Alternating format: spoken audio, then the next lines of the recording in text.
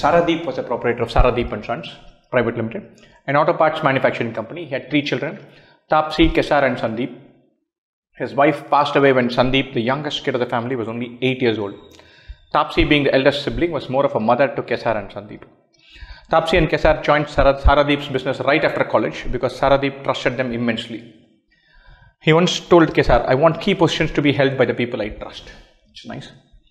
Saradeep wanted Sandeep also to join his business like Kesar and Taapsee. Saradeep felt that Sandeep had a strong business sense, probably the best among his 3 children.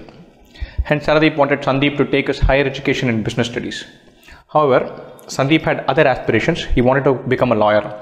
Of late, he was offered admission to the prestigious National Law School, Bengaluru. As soon as he received the admissions offer, he rushed to share this news with his family members. Nice. So this is a classic thing. The entrepreneur wants his kids to inherit the business in some form. He wants them to run it and make it big and fulfill the dreams that he himself kind of nearly fulfilled, but not completely. The typical tale of parents living their lives slightly vicariously through their children. He wants this sentence is interesting. He wants key positions to be held by people whom he trusts.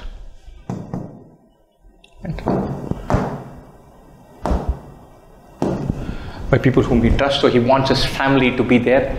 He wanted them to join. Taapsee and Kesar joined straight away, but he has his hopes pinned on Sandeep. He has even bigger things planned for Sandeep than he has perhaps for Taapsee and Kesar. Lovely. Let's do this. See the questions.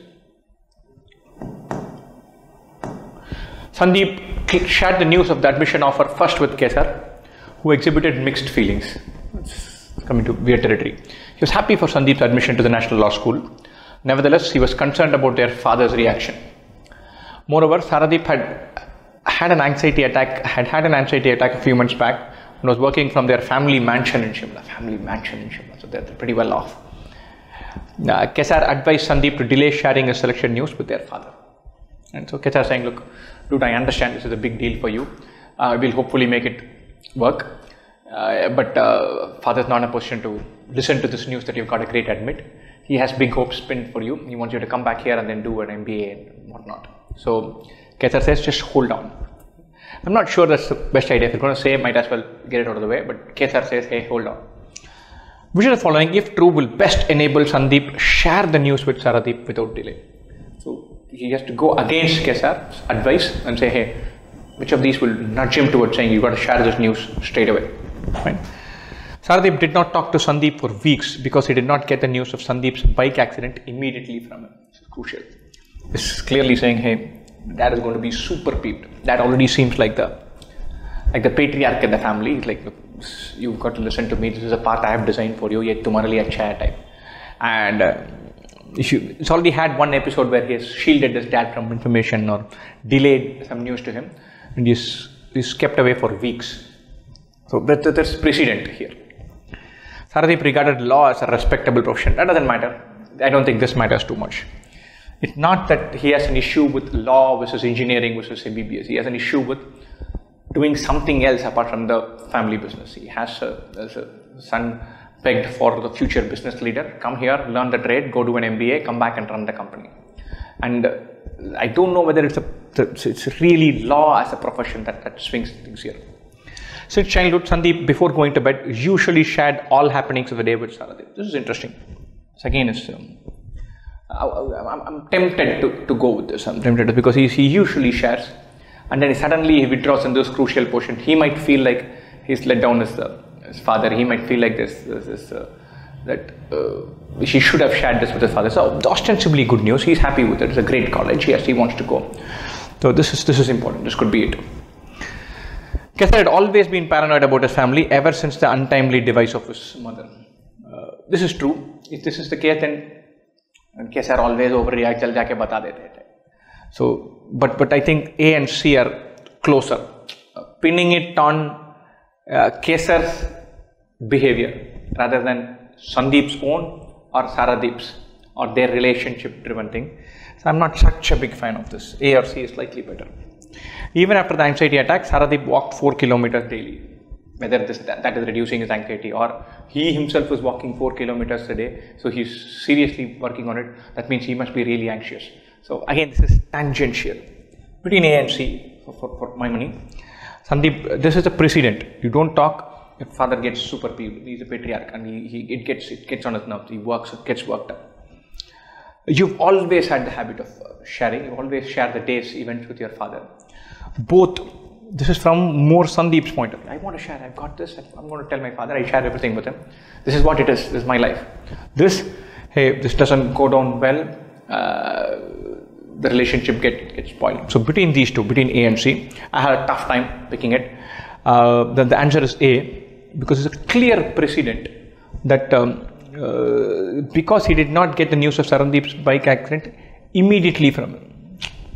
So deferring the news, not telling him straight away, telling him after a while, after the news has been digested by everyone else, after cushioning the blow or keeping him at one step distance, that pisses off his father no end.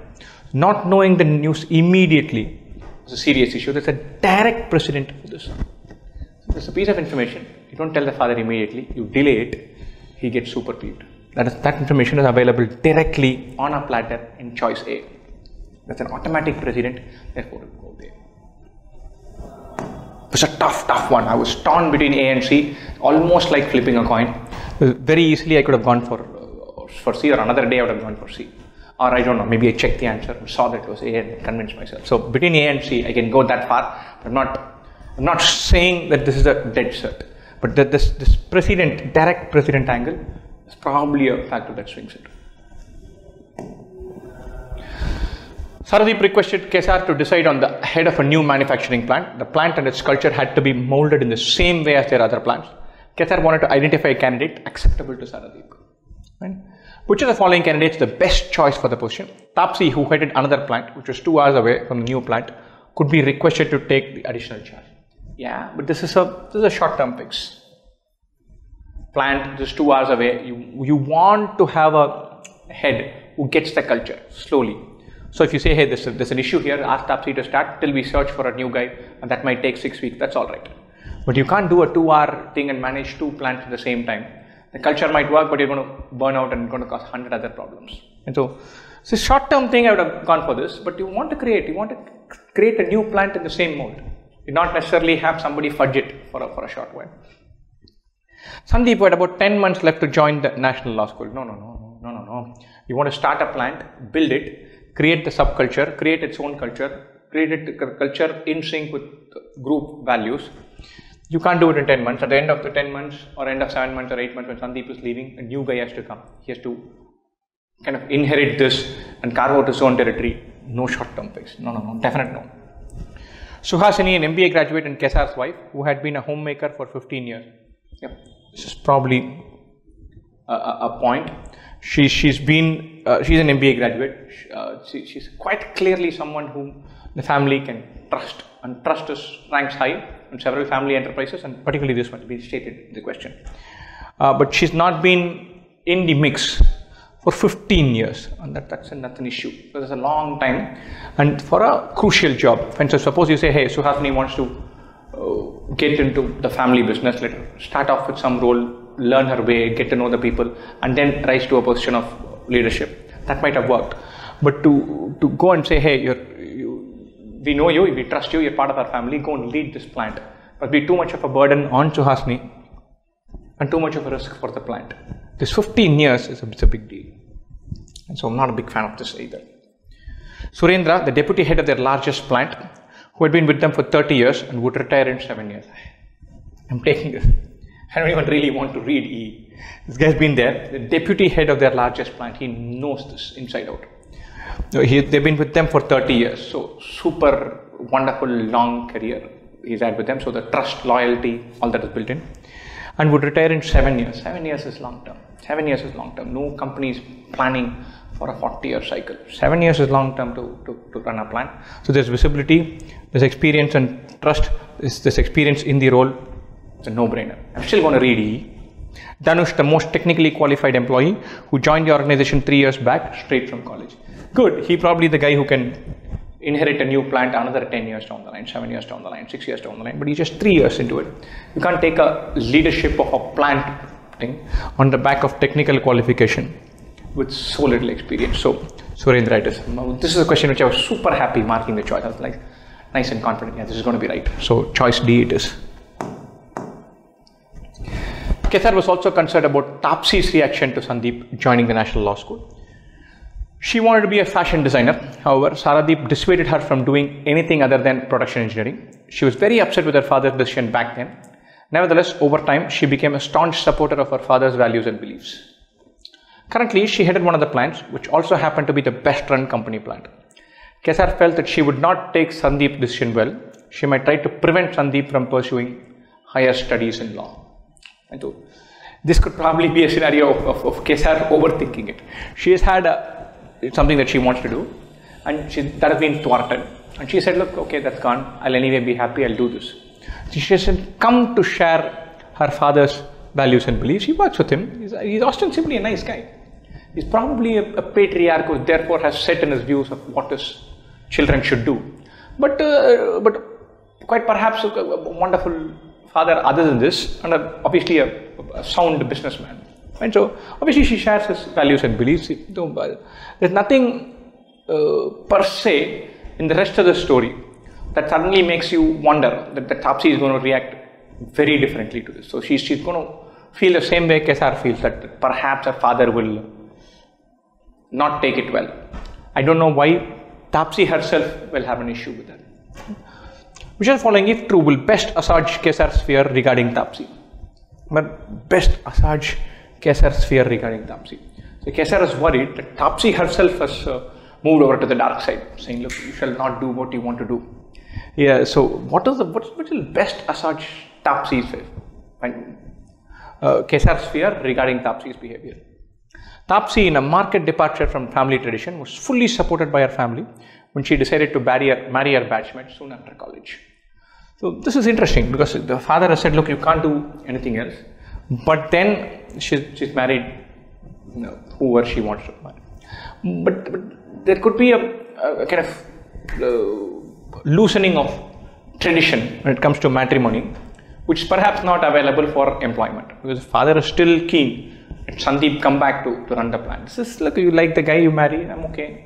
But company to sirf hame chalana type. So not a direct parallel, because it's a personal life and there's no sense from here. And more than this could have been best assuaged Kesar's fear regarding Saradeep's reaction, not regarding Taapsee. This is not something new that we know about Taapsee. This is about how Saradeep has accepted this. Taapsee mentored an online startup dedicated to women's fashion in her free time. This is just her hobby. She's still holding on to what she wanted to do. She likes doing that. So she's made her peace with the fact that she runs this factory, but in her free time she does her own thing. Interesting. I like this because it says that, look, if you want to do something, if you're interested in fashion, you can still work in a normal company, automobile spare part thing, but still hang on to your fashion thing. See, Taapsee, in a fashion school communication speech, said that she still harbored a dream of quitting the family business for becoming a fashion designer. In a moment of whimsy, perhaps she says, hey, I just want to do that. This is super good. Why? Because Kesar is afraid that Taapsee will not appreciate what Sandeep is about, what Sandeep is brought to the key decision making point. But Taapsee still feels that she still feels let down by her father's decision or many years ago, preventing her going to this. She does share her father's values and beliefs now, but she understands the pain of letting go something that you love, you like. Right? So in a fashion school communication space, she still harbored a dream, even today, quitting and doing her own thing. Even though she's come to accept her father's values and beliefs, she still has the dream. So she understands the pain of having to let go some other profession or stream that you love because the father is saying, look, you can't do that. So she can empathize with Sandeep. So if this is true, then Sandeep coming and she would not take, she definitely takes Sandeep's decision well. If Sandeep comes and says, look, mujhe law karna hai, she'll be like, yaar tu kar. I was prevented from doing it, and I still feel like I might have been enjoyed fashion designing thing. So you feel like it, go for it. She might connect with it, empathize with it if she still has her own dream. So I really like this. Taapsee gifted Sandeep a sports bike on his 19th birthday, even when Saradeep was completely against it. It was tangential, right? But it gives us an insight into characters. So I want to come back to this. Look at the last one. When Sandeep was 8, he supported Taapsee's desire to pursue fashion designing. It was long back. I don't think this is a look, you scratch my back, I scratch your back type thing. They look out for each other. She will do something that she thinks is good for Sandeep. I don't think she holds on to what happened eons ago about this. Of course he's helped, but he's an 8-year-old. He was an 8-year-old kid. It's just based on love for his sister than anything more than that. It's not a serious family drama here. So this is a good factor, but I don't think it's crucial. I want to revisit D because I was surprised about why it is there. Why it is there among these choices. What is the key point here? Taapsee gifted Sandeep a sports bike on his 19th birthday, even when Saradeep was completely against it. It's a beautiful thing. There is not, in this whole backstory, this thing, Kesar felt that she would not take Sandeep's decision well, but she's come to accept her father's values. When Kesar says she would not take Sandeep's decision well, it is his interpretation of how Taapsee would take this based on how their father would take it. The biggest opposition is going to come from Saradeep, not from Kesar, not from Taapsee. Taapsee is not going to have an issue with Sandeep trying to do something on his own. So even if her opposition comes, it's going to be from the point of view of, hey, what does father think? How is it going to go down with him? Is he going to be super peeved by it? That's where the opposition is going to come from. This point does not address it, whereas D addresses it head on. Taapsee is comfortable doing something for Sandeep, letting him have his way, fully knowing that it's going to completely anger her father. She says he has to do his own thing. If father is angry about it or upset about it, such is life. We'll roll with it. Which is why D is the right answer. There's clear precedent for Taapsee comfortably doing something for Sandeep, letting Sandeep live his life, letting Sandeep take his own path, endorsing it, supporting it, helping it, giving a pat on the back, fully in the knowledge that his father is not going to be happy with it. It's a classic case of Sandeep doing something which is probably good, nice, something that he wants to do, which his father is dead against, and Taapsee saying, do it, don't worry, I'll help you, I'll buy you a bike, I'll get you a bike. But father will be paid, that's we'll handle it.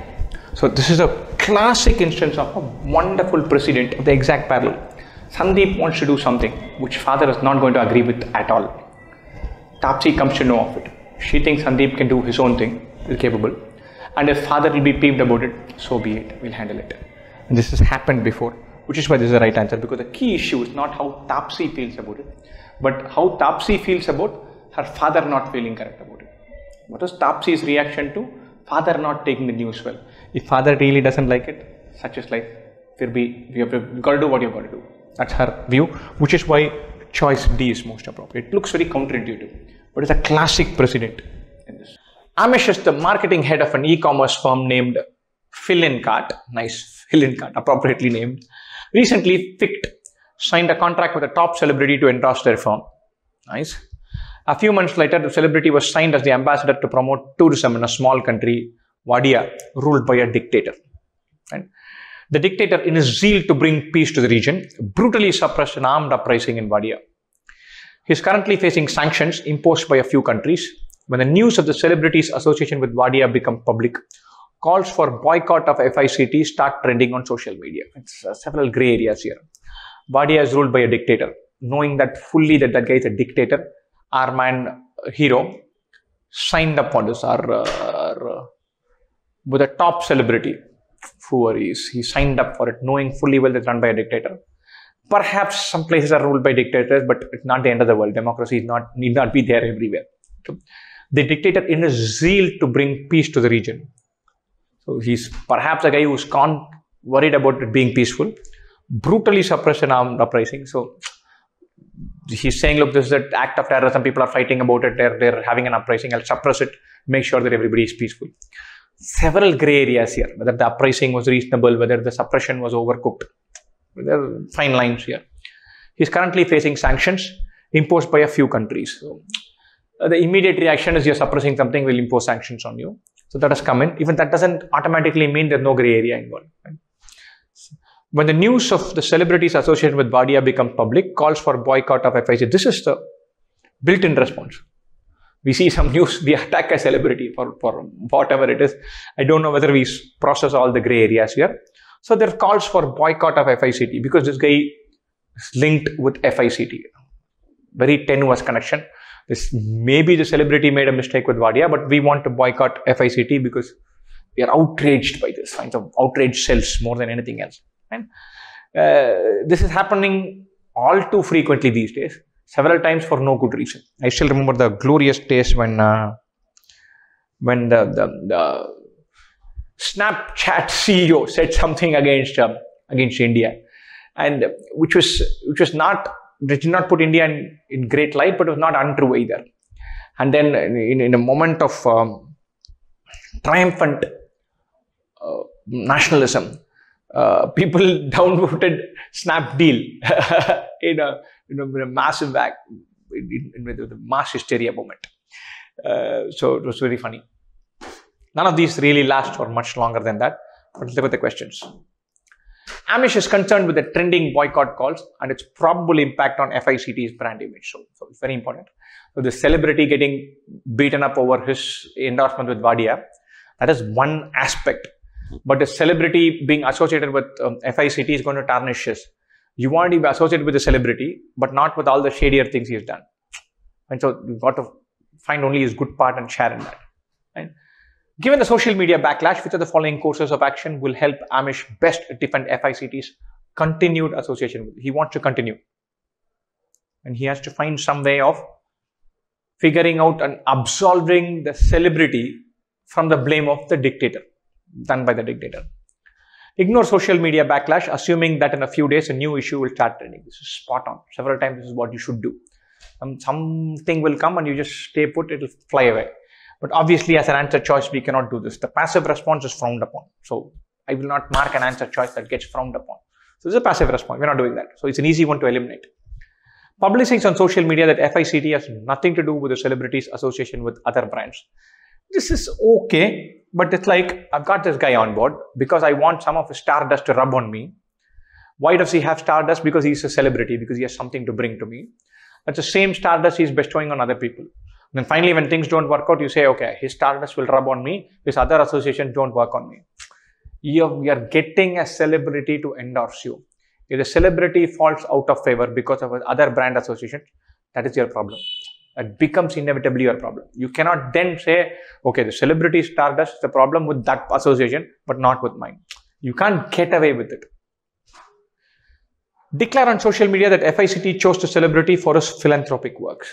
This could work because you're saying, look, hey, B doesn't work that much. This could work. Hey, he's a good guy. He's done so much good work. Don't fixate on one thing with a dictator and problem that you don't understand. Our man is a philanthropist. He's made money. He's given tons of it away for free. He's a good guy. And that is why we have selected him. Keep in mind that there are gray areas involved here. And that the good part here is the one that needs to be highlighted. That's nice. I would think about this seriously. Withdraw all advertisements involving the celebrity from all the media platforms till the social media moves to another issue. This is passive. He wants to have continued association with the celebrity. This basically says withdraw. This is against this. I drop him like a pack of hot potatoes. The moment the issue comes in, I can't sneak him back. That means social media will declare victory and say, look, FICT dumped our superhero or whoever the celebrity is. And then you sneak him back through the back door, then somebody is going to raise an issue. This is withdrawing, not giving an endorsement of the relationship. Publicize on social media that the celebrity's endorsement of Wadia tourism will help improve the livelihoods of Wadia's poor. This could be a serious thing because this one not only addresses like choice C says, hey, our celebrity has done a lot of philanthropic work. Look this side. Whereas choice C says that his association with Vadia. You're looking at that Vadia problem by thinking what the dictator has done to the to one uprising and how he has got sanctions from a few countries. But because he's the ambassador and they endorse that tourism, several people for whom the lives will improve. Their lives are going to improve irrespective of whether an uprising has been put down or sanctions have come down, whatever. So the fact that our celebrity has endorsed this is going to make so many people's life better. Why would you want to have a backlash from that? Given that we know there are several factors to this. There is a dictator, and there has been an uprising. He wanted peace, therefore he's put it down. He's facing sanctions. Where the gray areas in this, we don't know. Let those cards fall where they fall. Because our man has endorsed, several poor are going to be better off. And if we create a backlash on that, it is an issue that we are letting down those poor people. They're already under a dictator. On top of it, you're letting down because of some outrage that you have. So this directly addresses the Vadia problem and says, hey, notwithstanding this dictator and those sanctions, our celebrity endorsing Vadia is a good thing for Vadia's poor. This is taking the problem head on and saying, look, Vadia might have a dictator. Dictator might be little over enthusiastic in putting down people and killing them.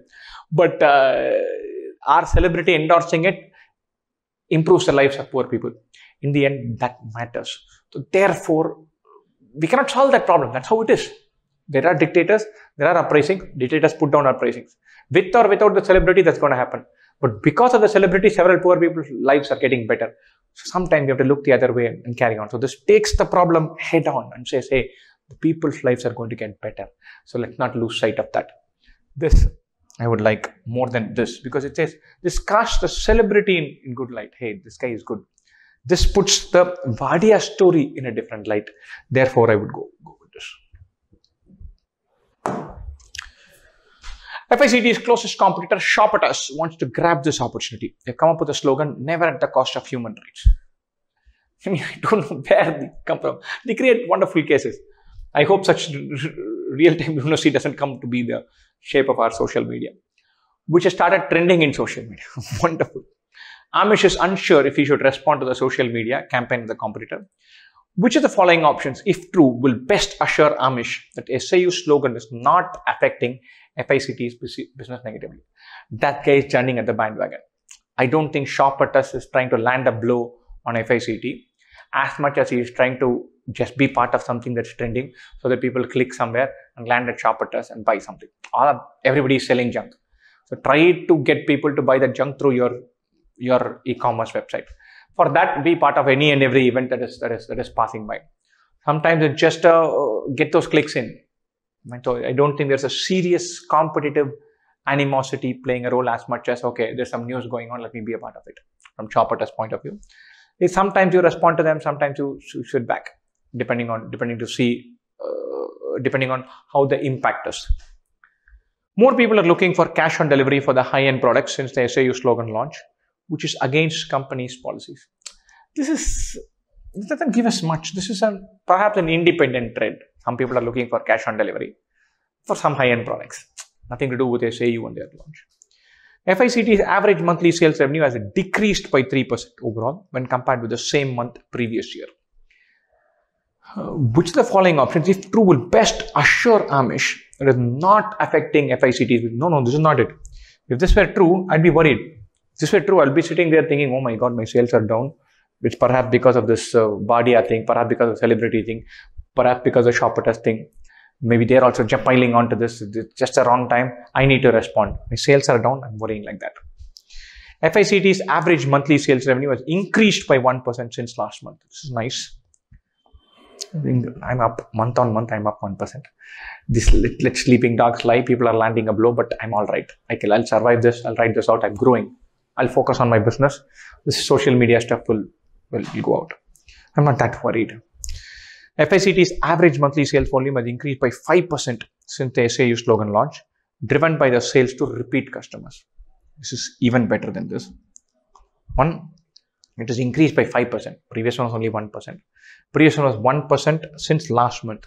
This is 5% since the slogan launch. Driven by the sales to repeat customers. Customers are finding this. They liked you. They've perhaps seen the slogan. they still like you. It's a clearest indication that the guys who liked you continue to patronize you because they are buying from you in larger volumes. Then they're not worried about this shop at us bandwagon catching. This is lovely. Numbers are up. Numbers are up sharp from the time the slogan was launched. By customers who patronized you originally, they continue to patronize you. Everything is good. Numbers are up since the launch. Guys are buying, continuing to buy, and they're up sharp specifically. D better than C, therefore C is out. Number of visitors to FICT's homepage has increased by 15% since the SAU slogan launch. This is the instant that's traffic to your place.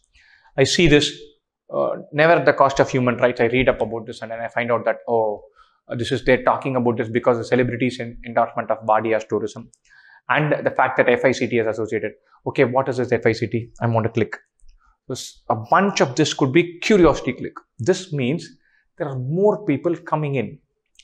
Are they putting money where their mouth is? Are they voting with their wallets? Are they saying that, hey, I won't buy from here. I'm not going to spend more money here. I'm staying out of this place. They are going against my ethos. I don't want this. My belief of how the world should be. We don't know. The more people are coming here. This could be the fact that they're saying natural people just browsing and they're not caring about this. People continuing to buy because they don't care about this. Or people just clicking here to see what is happening because they've heard the news. My numbers that are up, talking about sales numbers, they mean more to me than traffic numbers. Traffic could go either way, but sales is money. I'm a commercial enterprise, so I don't have to worry about it. FICT's business negatively, it's not affecting FICT's business yet. Today's traffic is probably tomorrow's revenue, so it matters. But I don't know whether that bounce is one-off because of curiosity or one-off because of negativity or sustainable business bounce. I can't make that decision here. Whereas this is clear. The guys who patronize me continue to patronize me. They're buying more from me ever since that launch. Choice D it is. Tract, a major travel and hospitality conglomerate, operates globally with a significant presence in Vadia. Ever since a celebrity has signed a contract with Vadia Tourism, the number of international tourists in Vadia has increased manyfold. I thought manyfold should have been M-A-N-I-F-O-L-D. Companies like Tract have a great hope towards the future of tourism in Vadia. Consequently, Tract is looking forward to increase its investment in Vadia. However, Tract is concerned about the social media backlash against the celebrity. Tract fears that the celebrity may terminate its contract with Vadia Tourism. Interesting. This guy has been a big deal for this country, for the tourism. He's come and said, oh, lovely place to visit. I've gone several times. It's beautiful. You should come and check it out too. And people across the world, he's a big celebrity, have taken that input and said, look, he sees it's a beautiful place. I must visit it. The tourism is looking up. Tract has invested more. They like it. But now they're worried. If this guy, based on some backlash, says, look, I'm staying away from Vadia, I'm pulling this contract, then the buzz around Vadia will fall. And then that could affect their business. So they will want to be reassured that the celebrity continues his relationship with Vadia. Let's see which choice comes there. Which of the following data available in the public domain will best assure Tract that the celebrity will continue his association with the tourism sector of Vadia? Last week, the celebrity announced that any backlash against him is a support for terrorism. He's fighting back. You hit me, that means you're supporting terrorism. It's not an uprising, it's a terrorist act. So the dictator has put it down for good measure. So good. So he's fighting, he's doubling down on this theme. If you said this, then he can't tomorrow say, I can be withdrawing from Vadia in any case. So good, I like that. A week back, the celebrity released videos of the interiors of Vadia where the poor need help. Again, good point. He's highlighting the plight of the poor and saying, hey, we cannot let these people down. So be careful what you're thinking about as a backlash. I like this less because this is hands off the Vadia tourism link. It's just showing video of the poor. Recently, the celebrity pledged 5% of his annual income towards global poverty alleviation, which is nice, but this is tangential. It is, the celebrity is good. I am interested in the celebrity being good, and I'm interested in him having a strong association with Vadia. He could do this and dump Vadia. He said, look, I'm focusing my efforts on malaria and AIDS, no longer on tourism because poverty alleviation is important. And then I want him to be linked with Vadia. I want him to be linked with tourism. I want him to not worry about backlash on social media or fight back against that. Last fortnight, the celebrity declared on social media that upliftment of the poor is his biggest goal in the coming decade. Nice. But upliftment of poor could happen in his own country, across the world, in fighting disease. The Bardia link has to be established. That's important. So A and B I like, C and D less so. A week back, the celebrity signed on as a goodwill ambassador of the Kingdom of Dubia, where recently the king ferociously crushed insurgency. This I like. Why? Because it speaks directly to the issue. You get a fighting back. There's a social media backlash against him because a dictator crushed an insurgency. And our man looks at us and says, looks nice. I see you social media backlash and I raise you one. Now I'm associated one more guy, another dictator who crushed ruthlessly. I'm not driven. I'm not going to be swung by social media backlash against human rights violations of dictator-run countries. That's not such a big deal for me. So again, he's doubling back. He basically says, Bardia, Dubia, I don't care. Dictator crushing rebellion, I don't care. Clearly, if I see any of this, I'm like, look, I'm doubling down on this. So A, B, E, all I like. Here is doubling down. He's saying, look, any backlash against him is a support for terrorism. You hit me, that means you're helping those terrorists. And you're helping, so the dictator is doing a good job. So he's fighting back. I like that. A week back, celebrity released videos of the interiors of Bardia where the poor need help. This is a little bland. I'm going to dump this. This is videos of interiors of Bardia where the poor need help. So this is he releases videos where poor need some help. He might still drop Bardia, poor need some help. That's what they've asked me to release. I'm releasing, or I'm compassionately releasing. I might walk it back. So this is between this and this. This is a statement. This is signing on. Therefore, this more tangible thing. A week back, he signed on. This statement is saying, look, Bardia, Dubia, Alpha Beta, yeah, another guy run by dictator. I'm there. If me endorsing will help your tourism helps some poor, I'm in. Whether it's a dictator running it or not, I don't care. The whole backlash is because of a dictator, and not just a dictator who's crushed an insurgency. Where recently the king ferociously crushed an insurgency. Our celebrity is basically saying, king crushing insurgency, I don't give a damn. I'm not only making a statement, I'm signing on. Anywhere dictators want insurgencies crushed and still a celebrity endorsement, I'm your guy. So he's putting his hand up, putting money where his mouth is, or taking money where his mouth is. I'm saying, hey, I'm here. I don't care about your dictator insurgency trampling records. If it can help poor, casting him in good light, if I can help poor, and there's reasonable cost, how you run your country and how there is an issue for that. I don't care about. I'm putting money. This is a classic case of not just making a statement, but taking an action. So in our exam, precedents and actual events that are clearly happening, something that sets a precedent. That's super important. This is a super precedent. I'm worried whether he'll pull the plug on this. He's gone and signed another one. Why will he pull the plug on this? I'm super happy. I'm worried that he'll pull the plug with Bardia. Dubia seems to be very similar and this ferociously crushed insurgency. If anything worse, I'm worried that there's something iffy in this Bardia relationship and he might pull the plug. He goes in and signs a contract with something which is far worse than Bardia, arguably. And last week, after he signed on with Dubia, there is no way he can pull the plug on Bardia. Only after this whole incident, he's gone and signed on another one. He's doubling down on it, clearly. This is just a fight back. If somebody comes and says this is not terrorism, the insurgents are not terrorists, they are fighting for their rights. India's freedom for independence was not an act of terrorism. I think what a backlash against you is not a thing of terrorism. He could be swayed. This is nothing.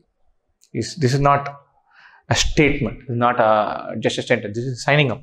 He's taking money from another guy, saying, I'm committing to promoting you guys also, which is a replica of Bardia. I'm worried about his relationship with Bardia. He's gone and signed another with Dubia. Why should I be worried? So this is the right answer. Let's choose one. HR promotion. Ashraf has been working at a cybersecurity firm called Newtech Private Limited for 7 years.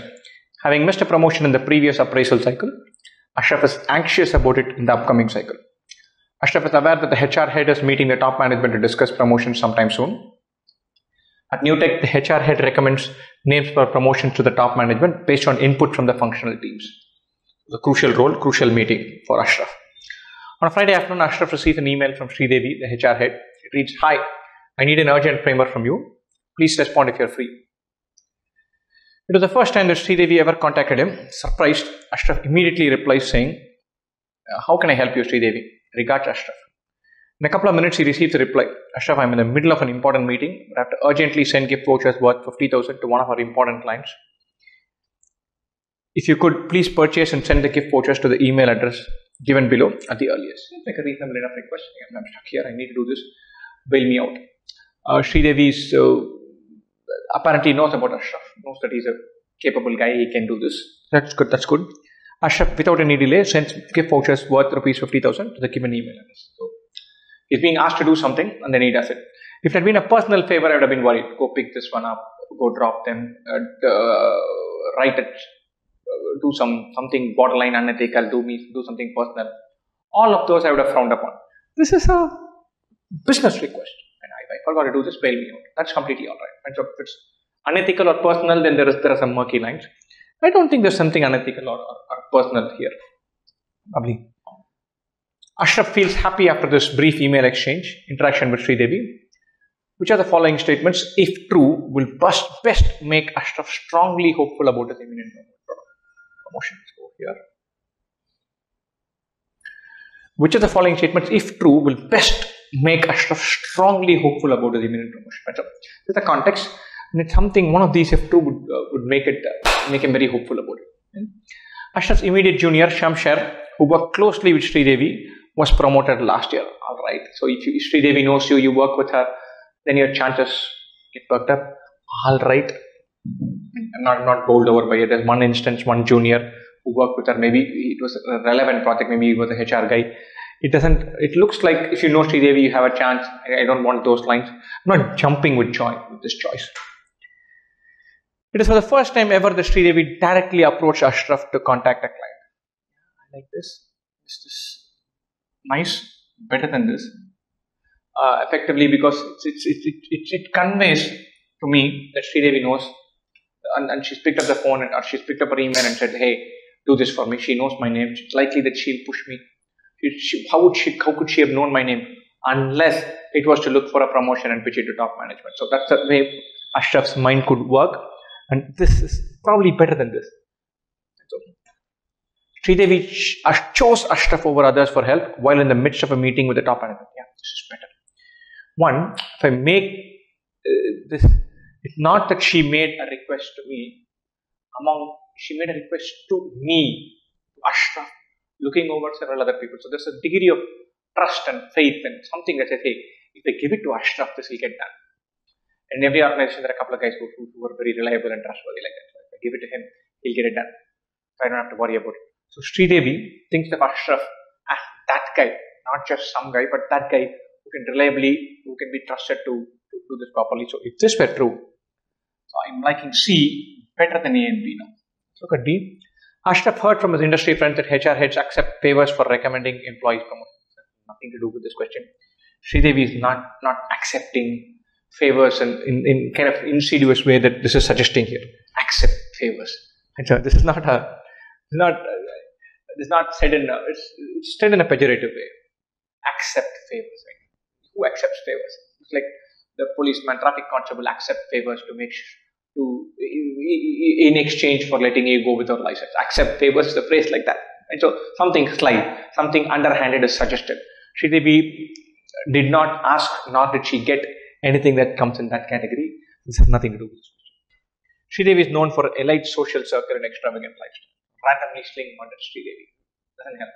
Right? So none of these D and E are easily eliminated. Between A, B, and C, A is only modest.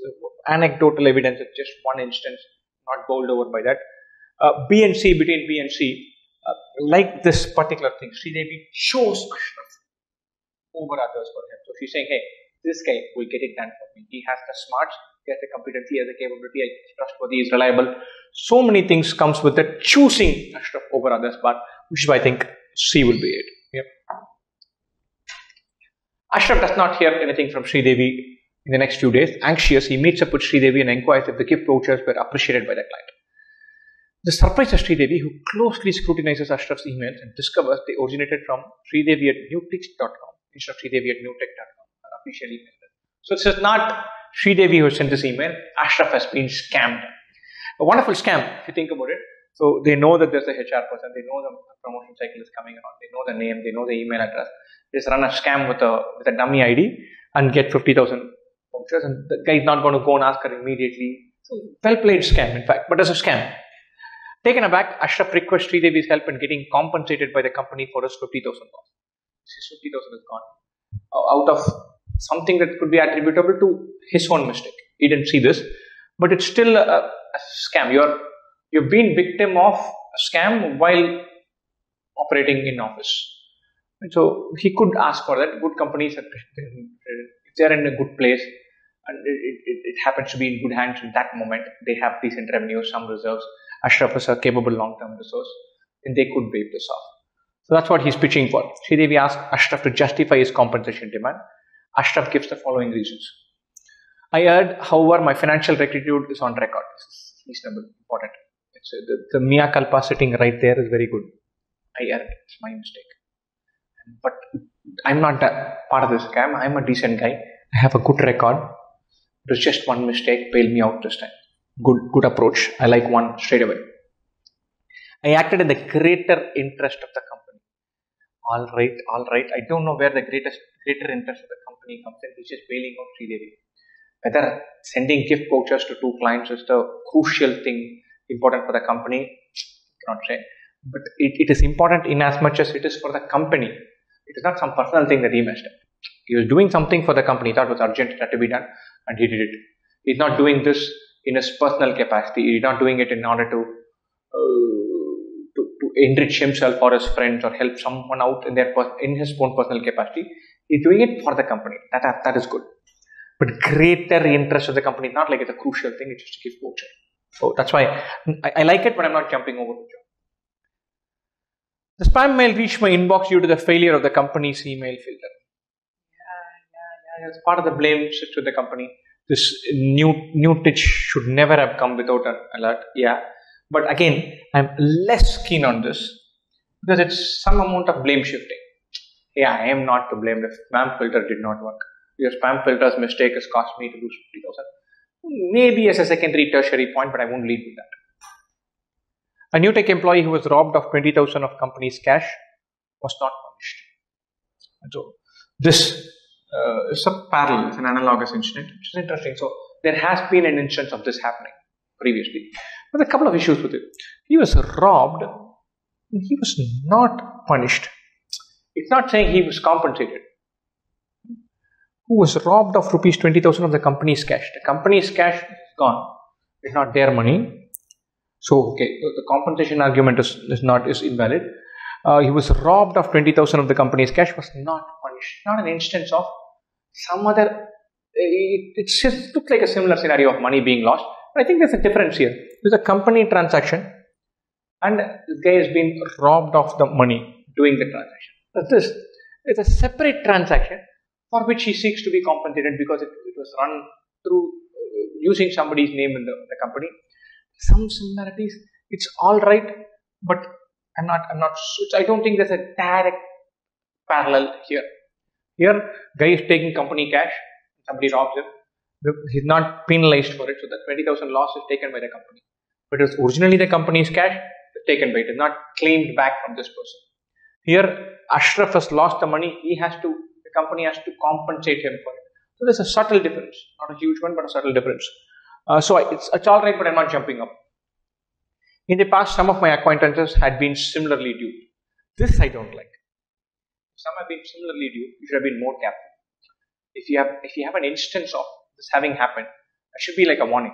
You can't walk into a trap having known that some friend of yours has gone through the exact trap. So I don't like 1. I don't like 5. I really like 1. And 2, 3, 4, I'm all right. So if there is one choice with 1 and 2 of 2, 3, and no 5 in it, I'll be happy. There's a 5 here. There's a 5 here. There's no 1 here. It's the error. But I have a 1, 2, 4 and a 1, 2, 3. I hate these. I thought I'm on good wicket. I really like this and I don't want this. I want 1 to be in and 5 to be out. With that, I thought I'll get choices where I can get away with it.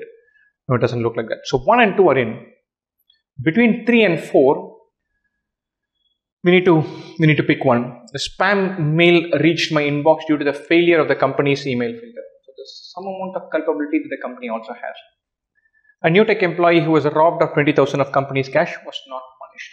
I think between these two, it's a fine margin. I would go with 3 because there is this. It is not completely independent of company operations. It's not like the company is blame free in this. I got an email which is suspiciously similar looking ID, which shouldn't have come through the spam filter. The spam filter should have been looking for newtitch.com. It didn't. So 1, 2, 3 it would be, but very marginal. It's important to eliminate these. Then sometimes it points out a little bit of luck. Between 1, 2, 3 and 1, 2, 4, it is all, in my mind at least, there's not much to pick. I have gone with 1, 2, 3, sliver better because it doesn't look like an exact pair.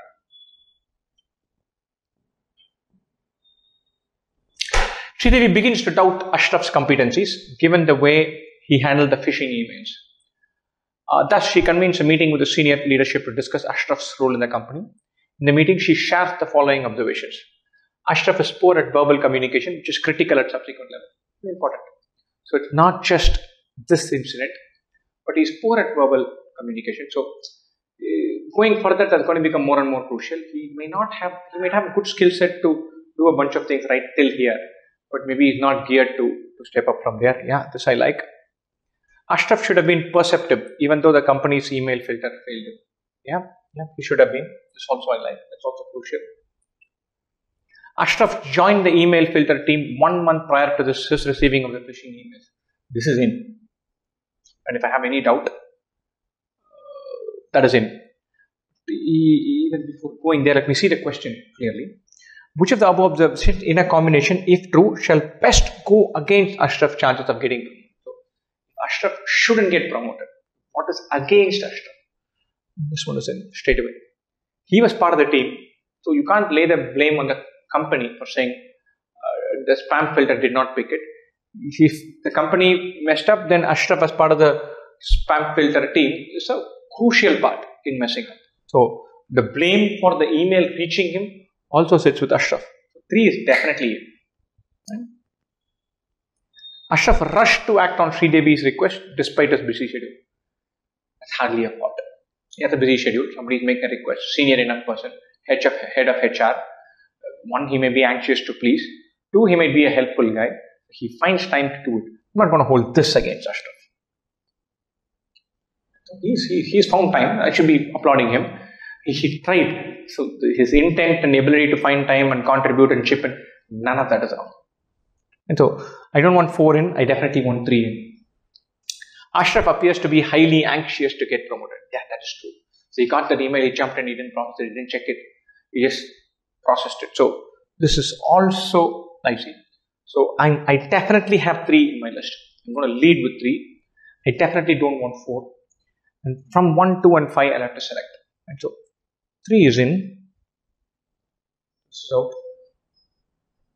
4 is out. This is out. 2 and 5, 1 and 5, 1 and 2. All combinations are there.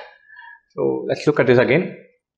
Is poor at verbal communication, which is critical at subsequent levels. That is important. So I'm promoting him. So he should have the skill sets to perform there. This is important. I want 1 to be there.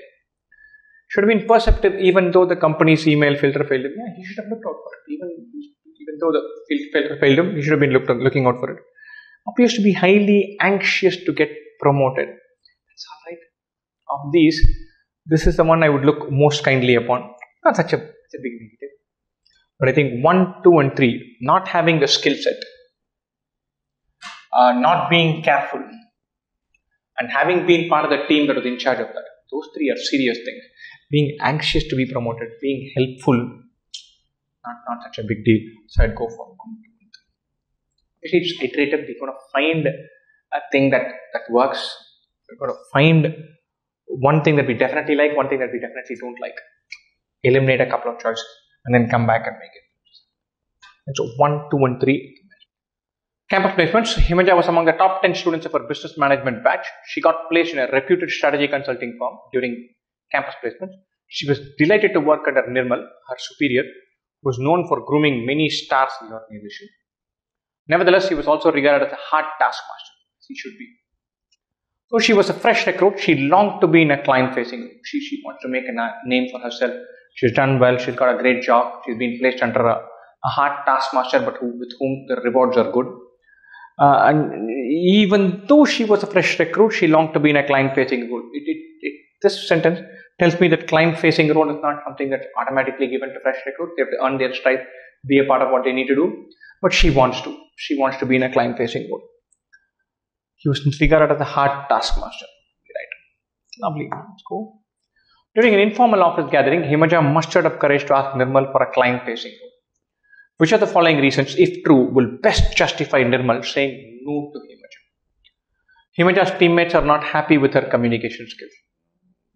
Okay, but it's not for Himaja's teammates to only to make that judgment. She's just about to join.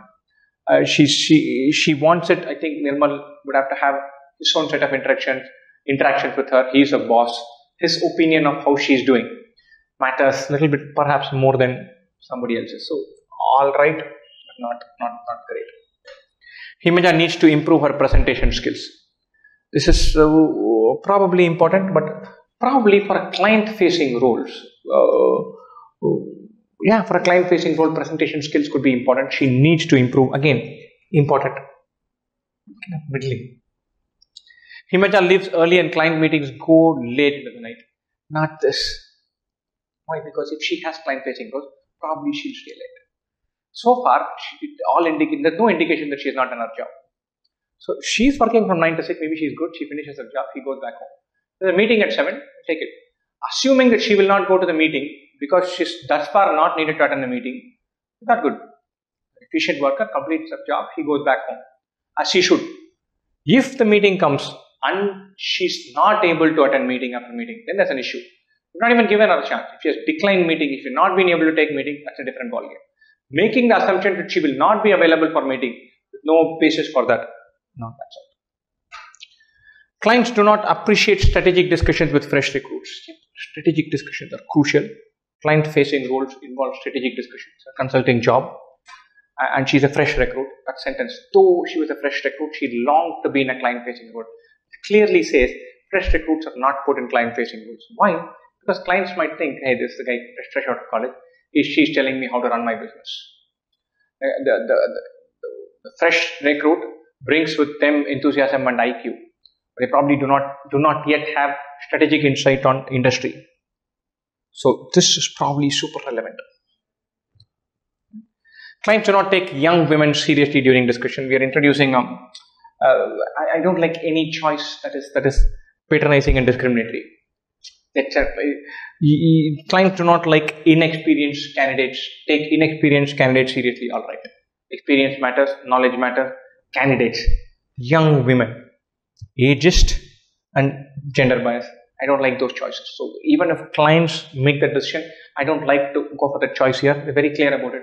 Examiners don't want people to take decisions based on anything that is even borderline discriminatory. This one, young women. Young at least is alright because young is used as a proxy for lacking experience and domain knowledge and expertise and industry insight and all that. As a proxy for women, uncalled for, easy elimination. C and D are out. A, B and D. Teammates are not happy. Nirmal is her boss. He has to take a decision. Yes. Needs to improve her presentation skills. Probably yes. Needs to improve her presentation skills. Not even saying it. She's very poor at that. Maybe client-facing role can shape that. This is probably the one that goes on. Clients do not appreciate strategic discussion with fresh recruits. That's why fresh recruits are not normally given client-facing roles right up front. So D it is.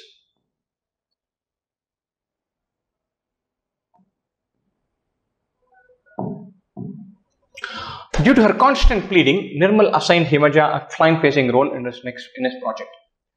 Nirmal instructed her that he would do all the talking during meetings and she would diligently listen and take notes. The hard taskmaster, he yields and says, okay, sit through the meetings, but don't interfere. Let me run the show.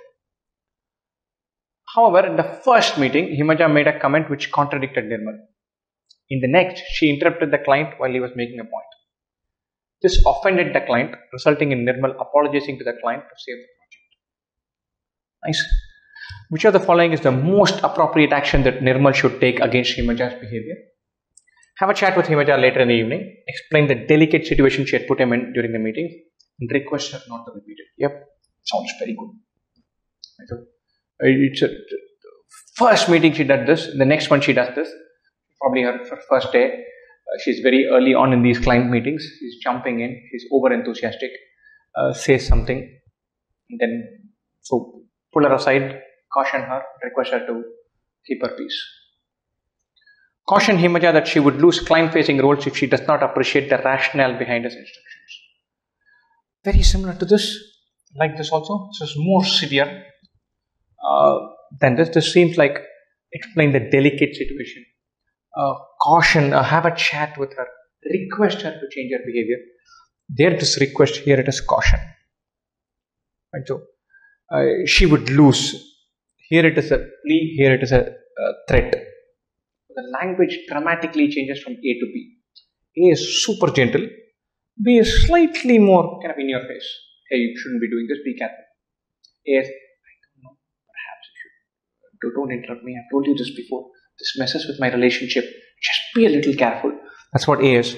B is, look, I've gone out of my way to give you this chance. You're messing it up, be careful, otherwise you can't get this. And so that is the difference between A and B. So he asked Himaja's project teammates to have a chat with her on how to behave in client meeting. No, I'm the boss. I'm laying down the rules. I'm taking her into client meetings. I'm making an exception. She's going to be with me. No point shirking my responsibility and asking somebody else to do this. We're not going to do that. Recommend Himaja for a 5-day listening skills workshop. I don't think it's as much a listening issue as an over-enthusiastic eagerness to pull the trigger issue. Yeah, but it could help as a skill set point. But the proximate cause, what has happened, calls for a more immediate response. Not okay, why don't you learn this? And this seems very passive. Not this. Await the half-yearly performance review due in 2 months and submit a strong report against Himaja. Not waiting 2 months. She's messed up one meeting. She's messed up the second one. In the second one, the client is offended, and I'm having to apologize in order to save the project. So it is not it's not something that can wait 2 months. It's not something that for which I said I worked into a workshop. It requires direct action. And so it is between A and B very clearly. A is a gentle version, B is the harsh version. So very often I've been guilty of going for A when I should have gone for B as a boss. That probably clearly tells you that B is the right answer. And so caution her and tell her this. One, Nirmal has gone out of his way. She's not entitled to this because she's badgered and he's given it. 2, he's laid down the ground rules super clearly. He said no talking. 3, she's violated that meeting right in the rules, right in the first meeting. Made a comment that directly contradicts. And the second one, she interrupts the client, which is a cardinal sin. And she's put him off as well. And Nirmal had to apologize. So, 1, you've gone out of the way.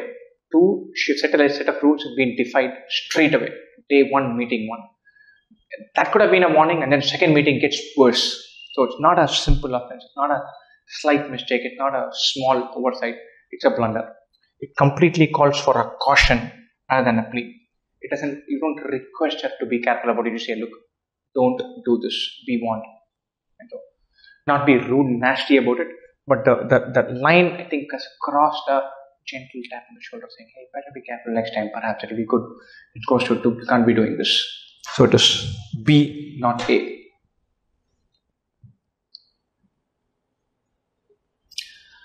Another month passed and Himaja was working under Shreya in a different team. Shreya was impressed by Himaja's enthusiasm and sincerity. She asked Himaja to accompany her to a meeting with a new client. During the meeting, Himaja made a statement that offended the client. She's making a habit of this. Shreya tried to diffuse the situation by asking Himaja to apologize. Though Himaja apologized, she defended her statement. This infuriated the client further, who categorically told that the statement of Himaja was against his organization's core values.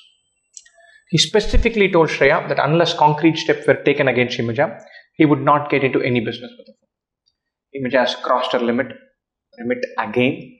She's again offended the client. So if you're in a client-facing role, you're in a consulting role, you have no business going about offending clients. And then when you're asked to apologize, you're finding a backhanded apology. I'm really sorry if I have offended you this. Truth be told, what I said was not wrong. You're young, you're a fresh recruit, you're being put there, you're being shown the ropes, and then you say something that offends the client. Then your boss says, hey, apologies, that was uncalled for.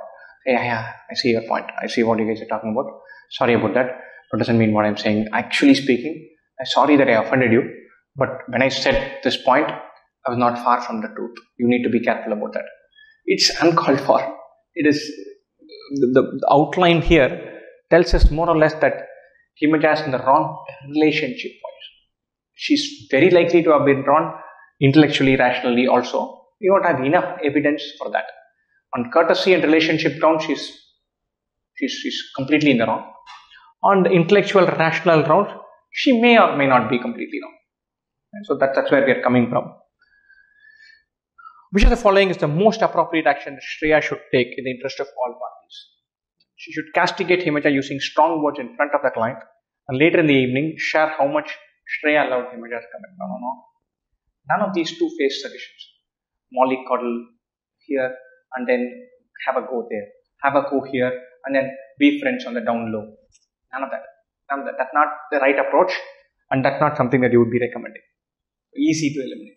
I can't be offended and shout at the person here, then later on say, that can't work.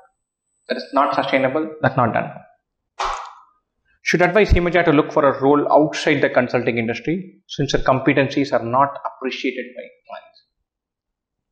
I don't think whether it's as much as a not appreciated thing, as much as she's not bringing the right game to a meeting. You cannot go and offend a customer who's giving you some chunk of business, asking you to consult for him and solve solution. You cannot go about offending them and then further insulting them. This infuriated the client further.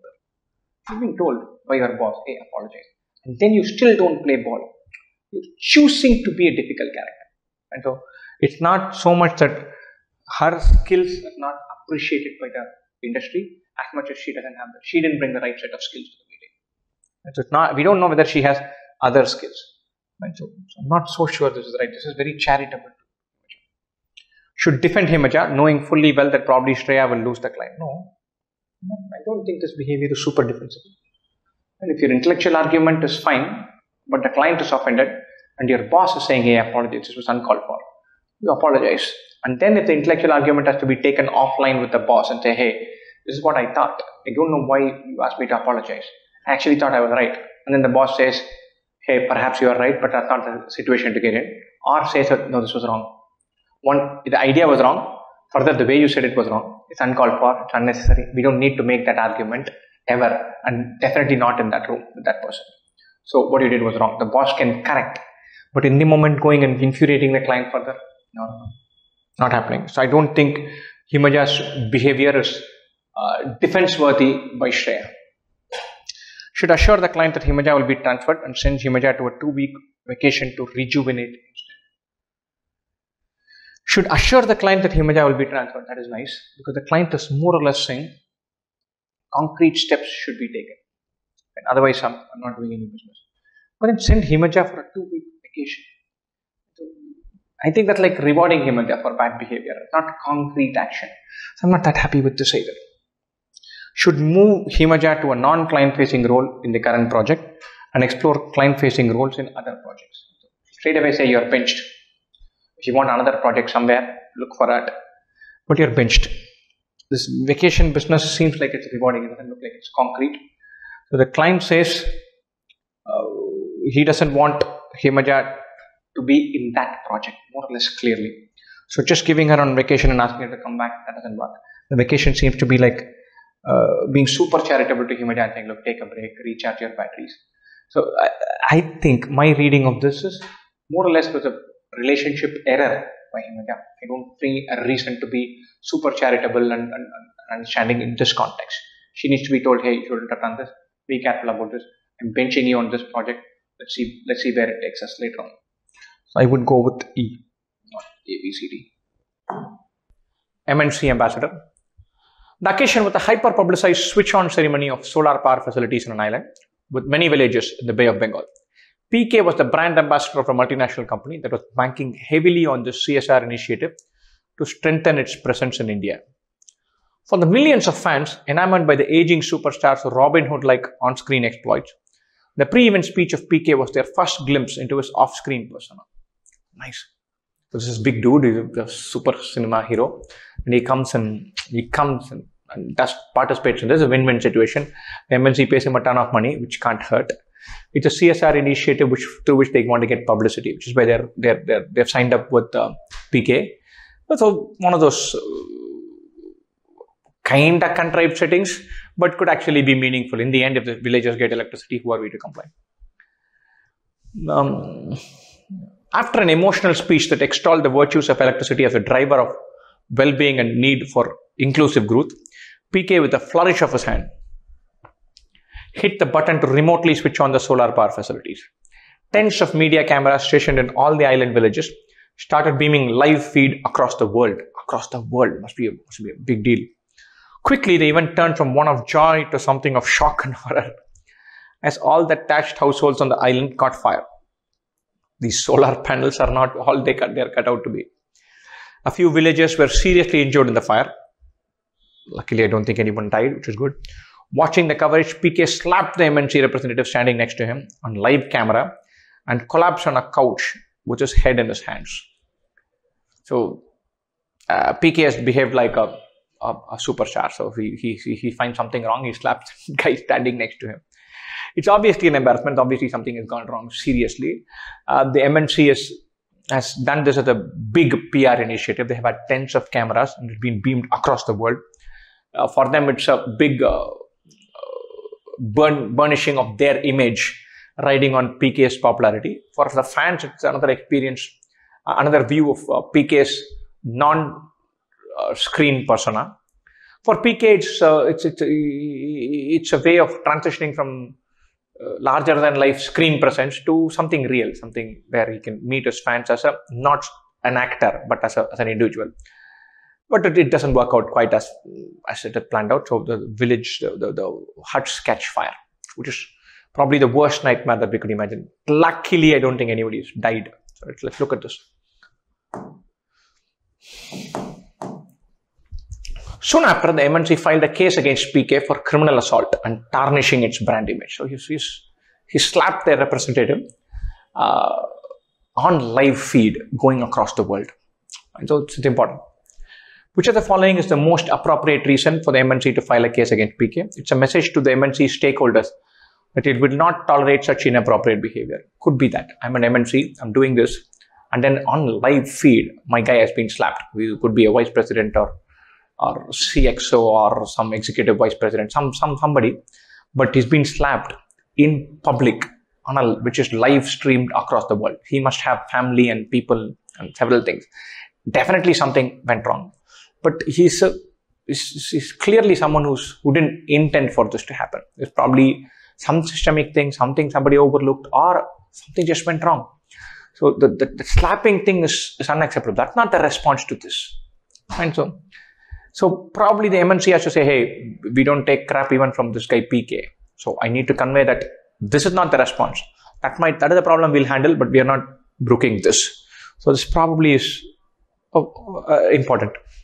The MNC's mission statement includes employee first, customer second. This is not dealing with customers, this is a PR exercise. This cannot be the driver for that. That seems like an empty phrase. That doesn't answer anything. The MNC is forced to respond given the public slapping of its representative. True. At some point of time, the fact that this is public is clear.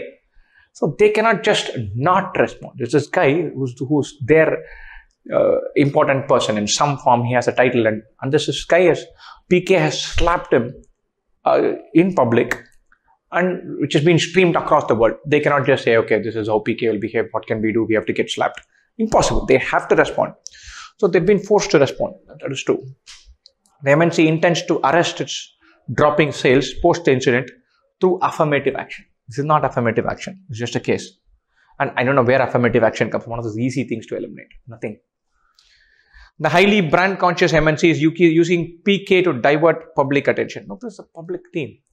And if you sue the person, then this particular news stays in news for longer. And so if you want to divert, then you're doing something else. The issue is this one, and you're doubling down on this one. So I don't think there's much to divert public attention. This is, they need to respond. They're doing it fine. The MNC is forced to respond given the public slapping. It is a message to the MNC stakeholder that it will not, both are right. In one sense, they've been pushed to a corner. You can't have whoever the person may be slapping your guy on stage or live stream and not do anything about it. But you do that, how you respond is to convey a message that, look, we won't take this. So it is between A and C. I would go for A because this seems like, look, I'm forced, therefore I'm doing something, and that something happens to be this thing. Whereas this is more proactive. That choice outlines why we are doing this. I want to communicate to my stakeholders, the guys who have invested in me, the people who work with me, my employees, my investors, everyone, that, hey, if somebody pushes us around, we're not going to stamp them. We might have made a mistake, we'll apologize for it. We have made a blunder, we'll correct it. It cost us some sales, we'll fix it. But none of this means that somebody can be slapped around. My employees here will not be slapped around. My people here will not be taken for a ride. That communication is clear, will not tolerate such inappropriate behavior. So this is taking out the same response. This looks like under pressure responding. I have to respond, therefore I respond. This says, hey, I'm conveying that I'm not to be pushed around. This is more proactively phrased than this. This is forced to respond. Of course, they're forced to respond, but the most appropriate reason is, what do I convey with that response? That is this. Post the slapping incident, there was a strong social media backlash against PK. There is social media, there will be backlash. And then there is social media backlash for no good reason. His PR team suggested the following social media releases that he could use not only to defend himself, but also to garner positive reactions. Let's see, what are the choices? He strongly believes in an eye for an eye. This is vengeful. And what happened there, the person whom he has slapped is not the guy who probably caused that. And so this is at least validating vengeance, but it's not like he slapped the guy who was responsible for it. He slapped the guy standing right next to him as a representative. So that's not what you're looking for, right? So I'm not such a big fan of this. His on-screen Robin Hood image influences his off-screen behavior. Weak excuse. You cannot expect that you can jump in and hit 100 people and protect the world. I'm not going to release this and say, look, our hero will behave just like how his superstar or fantastic, larger than life screen presence communicate. You can't say that. You have to say, look, that is that. Your sense of trust in me comes from that, but I am an individual beyond the screen persona. So this is just finding an excuse. The MNC deserved more than just a slap for its irresponsible actions. This is probably true. You can divert attention by saying, look, he didn't hit the representative, but it was a blow against the MNC. And the MNC deserved this and more. I'm already in trouble. What I've done is not justifiable.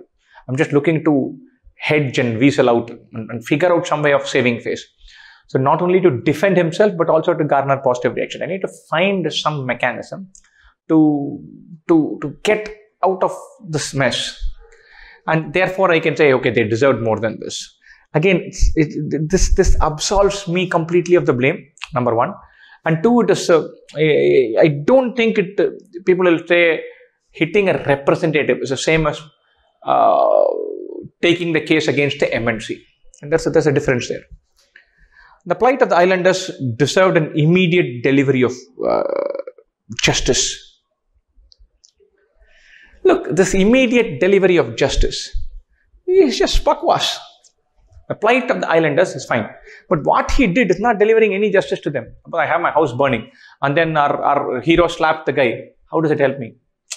I'm not feeling vindicated. This is like an immediate outburst. He's lost his cool and slapped somebody. There's no delivery of justice happening. Slapping somebody is not delivery of justice. Slapping the guy who is responsible, at least theek hai, kam se kam usko ek laga. But it's not that. This is some random guy sitting next to you, you took it off on him. So this is not any form of justice being served by slapping a poor representative who's standing there, who happens to be standing next to you. So I don't think this is the answer either. He reacted as the sight of the villagers ablaze was unbearable. Yeah, this is humanizing. It says, I saw that, it really got to me. I lost it, and then I lashed out.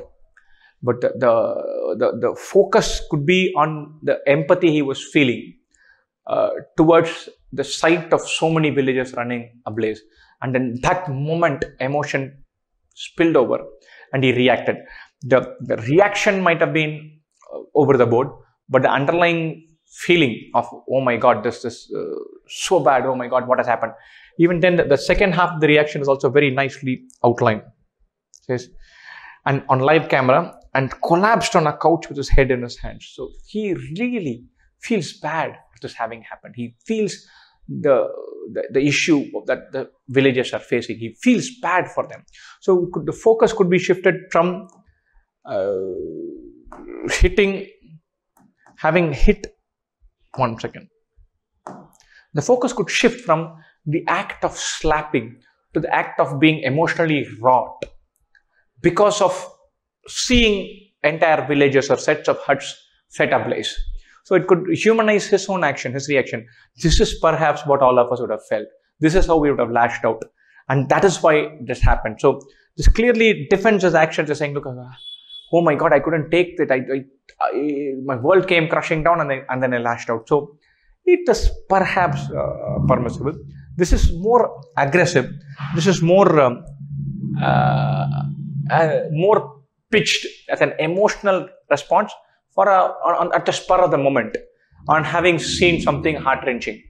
Therefore, I would go with this better than this. A, B, and D eliminate themselves. In between C and D, C is very flat. E pictures the story as, in that moment, I was so struck that I lashed out. That's all right. People will buy that. I'm still saying people will buy that. I don't think it's the right response any which way, but people will buy that. Right? A few months passed and the slapping incident still garnered a good number of views on social media. You all have free time. PK's publicist was aware that PK harbored a desire to join politics. Yeah, nice. She wanted PK to make the most of the publicity around the incident. She's a publicist. From publicity, all news is good news. Any view is good view. All publicity is good publicity. Before it faded away from public memory in the next few months. Which of the following options will best help PK to take just advantage of the situation? No just advantage, take advantage. Right? He should announce that he is entering politics with the slogan, one tight slap. This is owning that, and it could backfire. You can be apologetic over it. You can show some contrition. You can pitch it as an emotional response and say, look, maybe I got carried away. But you can't own it with pride without it affecting it in some point. You did not go and file a suit against the MNC. You did not say, hey, this is happening and this is wrong against the company. That's not what you did. You slapped the guy standing next to you. One tight slap is just a glorification. That's not going to work. He should launch the Slap the Greedy campaign and urge his fans to slap greedy officials. So that'd be nice. Personally, I would like to see this. A glory of slapping each other for no good reason before the country goes down in flames, but not going to work. Easy way, easy one to eliminate. In his upcoming movie, in the opening scene, he should slap and shame a treacherous corporate official who swindles poor villages. That's going to be in a movie released N time ago. You want to do something before it fades away from public memory. It has to be now. He should meet the MNC representative he slapped and apologize to him in a public meeting. Yeah, that is nice. So he's saying he should say, hey, I'm sorry about this. I shouldn't have done that in a public meeting. It's a show of contrition, which is nice. So he's saying, look, I shouldn't have slapped you, which is nice. So this I would consider. He should visit the island and publicly promise to rebuild the island villagers and publicize it in social media. Anything you're doing, you have to publicize it in social media. That's like a given. We want to make the most of the publicity around the incident. We want to join politics. Right? So contrition never takes you much in politics. You draw a line and you come out as a different human being. This is more heroic. This says, hey, this happened. I am fixing this error. That MNC made that mistake. They made something went wrong and they set the whole set of flats on fire. I'm here and I'm here to fix it for you. I will rebuild these villages. I'm here. So this is a heroic gesture. This is a human gesture. I want to be in politics. I'm a star. I need a heroic gesture. Between D and D, I might have personally preferred D and not go around doing some random promises to get some more upvotes on social media. But if you're looking to enter politics and you want to milk this event and you want to come out as a heroic guy, E it is. Rohini is one of the most popular faculty members in the finance department, known for her in-class engagement with students. Every year, she offers an elective financial risk and derivatives management in the 4th term, which gets subscribed by about 100 students. Ostensibly a good teacher. This year, owing to COVID-19, she is forced to teach the course online, that too in the 5th term. Not only format is different, it's also deferred. The 5th term is notorious for its non-negotiable teaching slots. To enable her teaching, Rohini uses her favorite laptop, MapleBook Lite, sold by Maple. Nice, very innovative name. Rohini converts her family bedroom into a working room because of the strong Wi-Fi signals. Wi-Fi signals matter more than family bonds. The room is mostly used by Rohini for taking her classes. However, Rinku, her husband, also uses it for running his meetings. Rohini has 2 children, aged 5 and 8, who use the living room as their playground. I've seen that happen. It's a complete nightmare. During meetings and classes, the working room is shut to save it from unwanted disturbance and noises from the living room.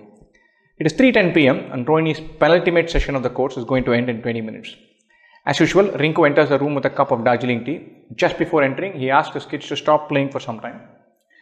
He quietly places the teacup on Rohini's study table and exits the room, leaving the door ajar. As soon as he leaves, a tennis ball comes thundering inside, crashing into her MapleBook monitor. The monitor breaks and Rohini's class ends abruptly, much before scheduled time. It's a tragedy, but a first world tragedy. I mean, there's far more worse things that can happen than a monitor crashing and a class getting cancelled. It's not the end of the world. It's one of our day-to-day daily challenges of living in any community setting, but particularly so with families and young children. This is something waiting to happen. I read this case and said, "Kya hai man? What is there? This whole thing, and we call it Tuesday." And that's all it is. I mean, this happens every other week in every other household. Something gets broken because one door was left ajar, and it's a non-event. But still, let's see whether the questions make it spice it up in some form. What should be best held responsible for the accident? And so, I wouldn't hold anything responsible for the accident. Fine, so. But look at this. The kid's not checking the door before resuming play. They're 5 and 8. They're not going to do that. Right? COVID-19 imprisoning Rohini and her children in a closeted space. Yeah. That's a thing for me. Rinku Singh leaving the door ajar. Yeah, that's a problem. He came and gave the tea. But when he gave the tea, he said, "This is and Rohini is as usual." Rinku enters the room with a cup of Darjeeling tea. As usual. This is his usual thing. And he comes and leaves the tea. He asks his kids to stop playing.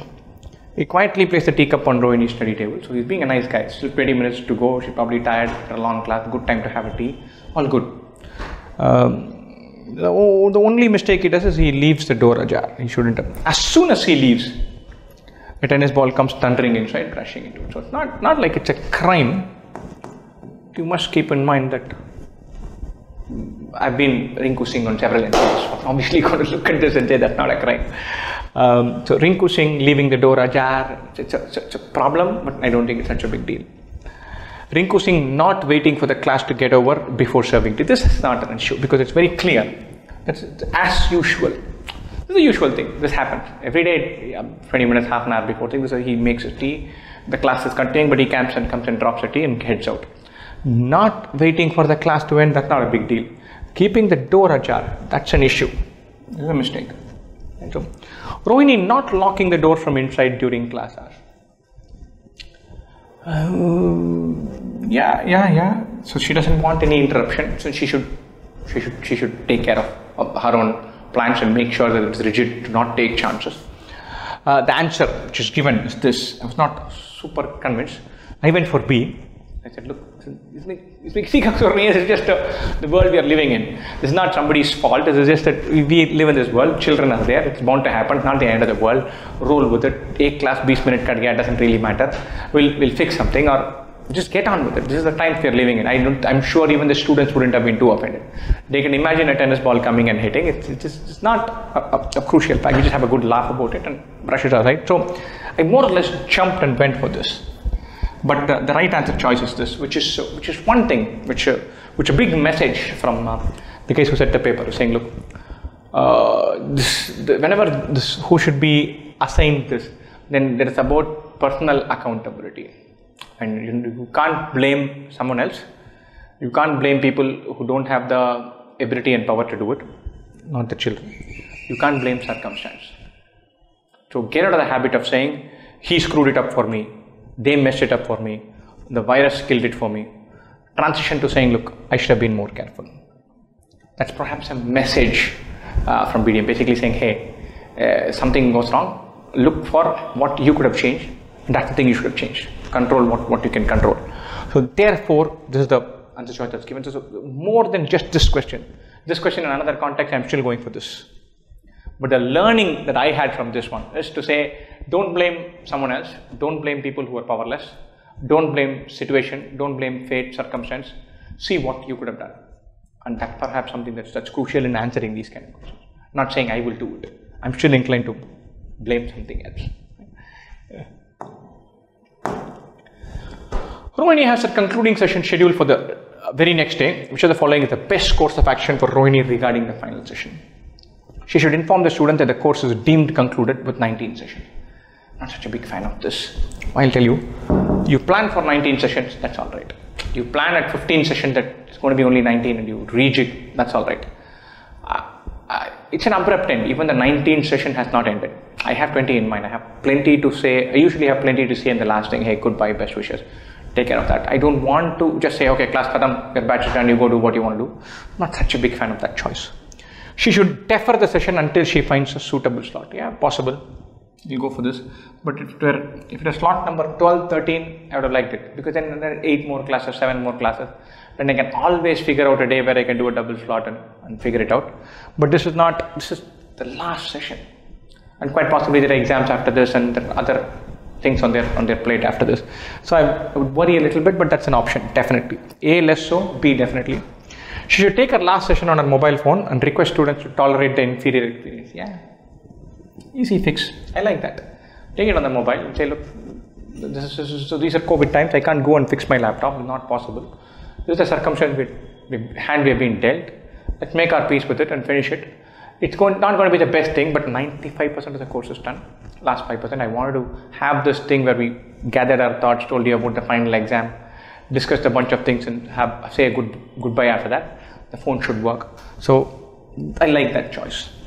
She should cancel the session and ask students to mail video presentations on the topic she intended to teach, which is very much like effectively saying the course is already over. I don't want to do that. I have a schedule, I have a plan, I want to stick to it. I want to take every effort to stick to it. So I'm not such a big fan of D either, very similar to A. She should request Swarna, her colleague, to take her session the next day. This is possible. I would have even thought about this more seriously if it had not been the last session and under time pressure. Swarna might be my cousin and she might know what I'm doing.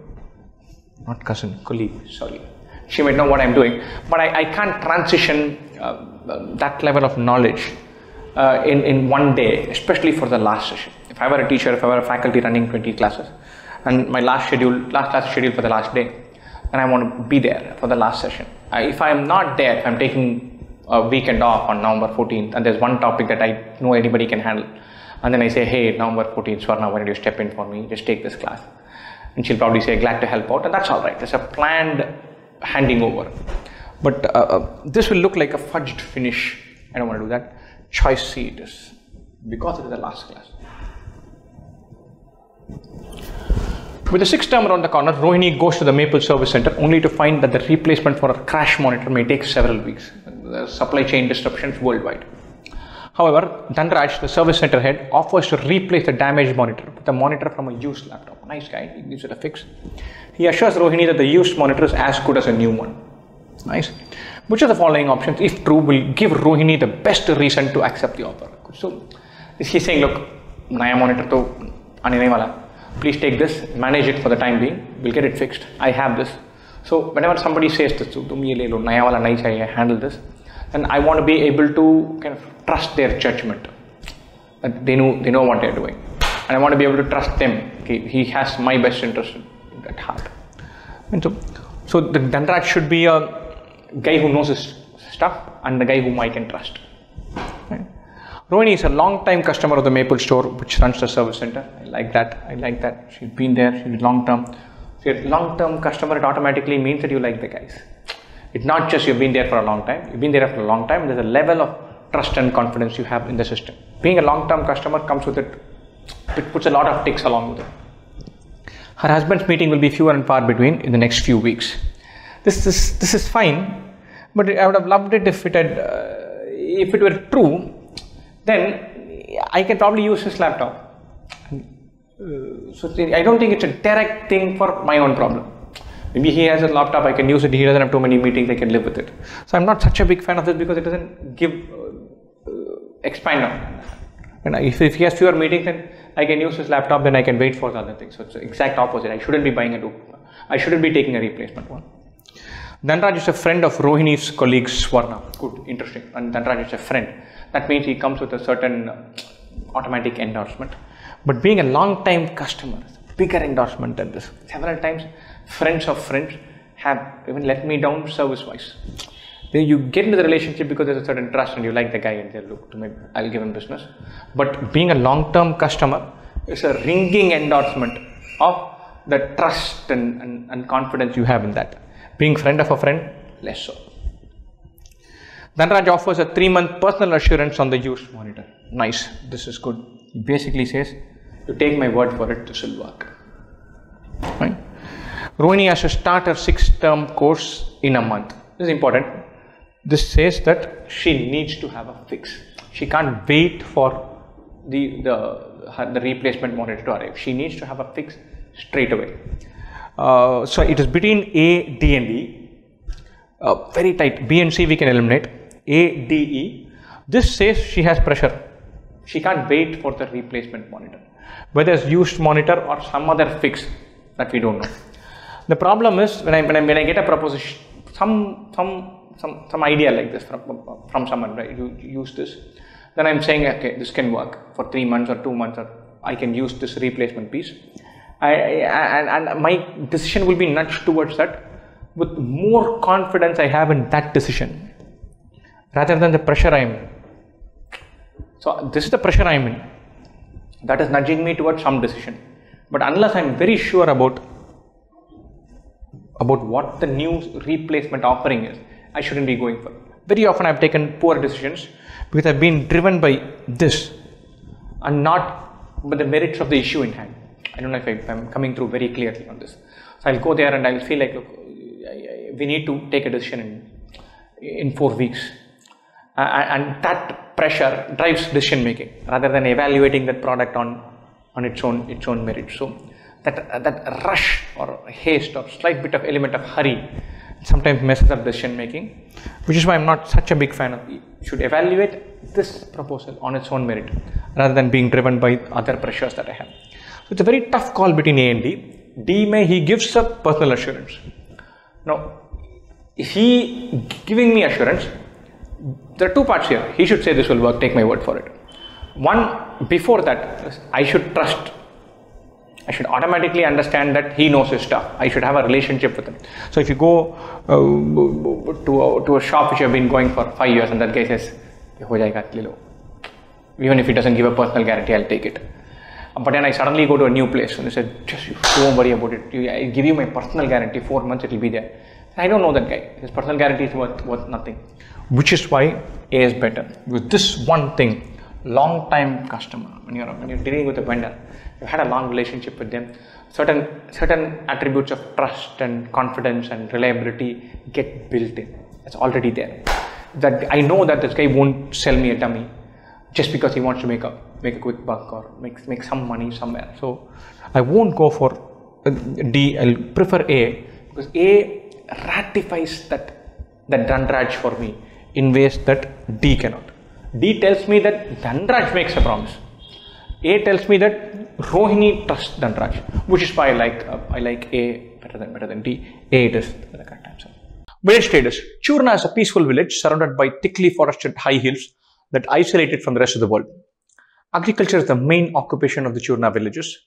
Moreover, the forests provide seasonal fruits, tubers, medicinal herbs, and other forest produce in abundance. A lovely place. For all material needs not produced locally, the Churna villagers depend on Tendua, a faraway town. Once a month, the Churna women would arduously trek with the surplus produce to Tendua. In the Tendua market, they convey the virtues of their produce through a beautiful song and dance routine. Reputed for their hard bargaining skills, they always manage to extract a premium barter from the traders, more than fulfilling all their material needs. And lovely outline, a nice isolated village, which is made to look like it's a utopia. I mean, rich, thickly forested, that isolated from the rest of the village. Agriculture is the main occupation. Seasonal fruit, tubers, medicinal herbs in abundance. So, interesting passage for some keywords, some nice objectives, nice adjectives. In abundance. Oops.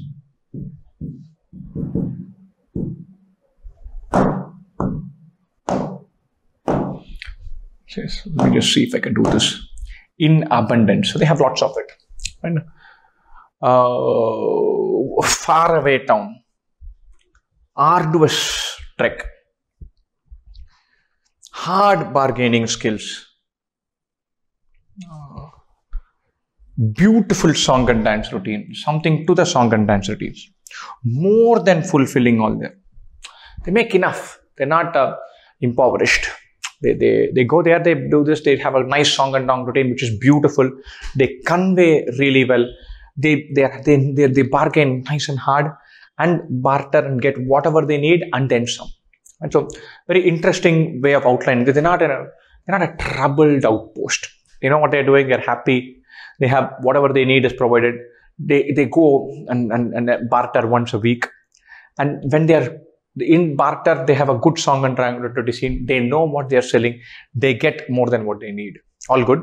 The problem area, if we can phrase it, that is, it's a faraway town and it's an arduous trek. And it's not a sob story of a poor village and tribal stuck somewhere. It's a nice place. Let's look at this. Damdu, an ambitious trader of Tendua, wants to have exclusive access to all the surplus produce from Churna. He says, hey, this is nice. These women bring some beautiful stuff, and I can resell this and make some value. So I can take it from them and maybe distribute it beyond even Tendua. Which of the following offers to the Churna village will best help Damdu achieve her objective? Damdu is a girl. I thought I got that wrong. Damdu should offer to provide colorful saris that the women of Churna fancy. Or whatever it is that they fancy, they have their mechanism to bargain and get it. They seem to be good at getting that. I don't think this is such a compelling proposition. Damdu should offer to set up a shop in Churna, which will barter all the material requirements of the village. This is interesting because if there's any one problem, it's at a faraway town. It's an arduous trek. Damdu should offer to educate the Churna villagers about cash transactions. Not required. They know their hard bargaining skills are very good. They barter and get good stuff. They go there once a week. They have more than their requirement they fill.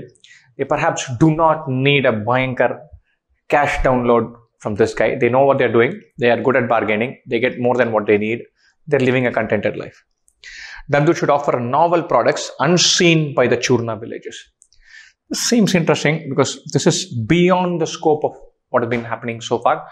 Churna villagers live happily. They go there, pick up what they can find there and come back.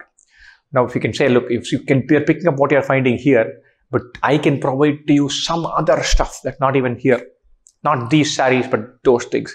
That may be enticing. There's a cherry on top of the cake. I can offer something different. That might be something to pitch. Damdu should offer to transport the villagers' monthly material purchases from Tendua to Churna for free. This might also be something because it's a big trek. They come all the way here and then they'll have to, he can carry there. But this is probably helping them only one way. He's only offered to transport their material purchase. He's not bringing them here and taking them back, only sending the purchases there. And so not so worthwhile. It's not simplifying their journey. The biggest part of their only problem area, if you can call it that, is a big journey to this faraway town. They still have to make this journey. They still have to go back. Only the purchases are taken off. And so this seems to be the most reasonable. Set up a shop, which means they will, all the barter requirements of the, which will barter all the material requirements of the village. So he can set up a shop, they can come and give their goods there. He collects, does the barter on their terms or some nice term. Then he does the transporting, he does the selling at Tendua. He keeps some money for himself, and the Churna village people are happy. So I would go with B. A and C are easy to rule out. E doesn't really help much. Between B and D, D is offering something new, whereas B removes perhaps the one pain area that they have. The head woman of Churna grants exclusive access to the surplus produce to Damdu. However, Damdu's euphoria dies down when she finds fewer takers for Churna's produce in Tendua. This trend continues for the next few months. Which of the following could be the most plausible reason it should be for Damdu finding fewer takers for Churna's produce at Tendua? Let's look at the choices. Damdu cannot sing and dance simultaneously. Perhaps true, but it's not that. Even if Damdu could, that's not going to fill the gap. What the Churna villagers bring in the dance and song and dance routine is very different from what Damdu can produce any which way. Hard bargaining experience offered by Churna's women is missed by the traders of Tendua. And so, perhaps true, but it's not such a, look, if they offer a product, they bring it in, then I'm sure I'll have a romantic notion over hard bargaining experience for 1 week.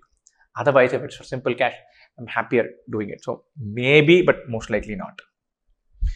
The Churna women offered the authenticity that Damdu could not match. Yep, I know this. I'm staying in a village, my village of Tendua. Churna women come from far away. They bring their produce. I know for a fact that this is manufactured, produced, made, created, handcrafted by them.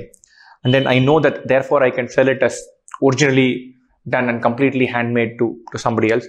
I see them. I clearly understand that they have made this. They convey that.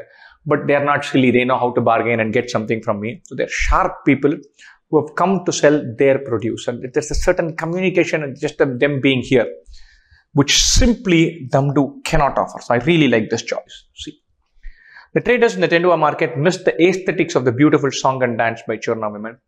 Perhaps, yes, this might be a factor, but this is probably like this, slightly romanticizing the non-trade versions of this.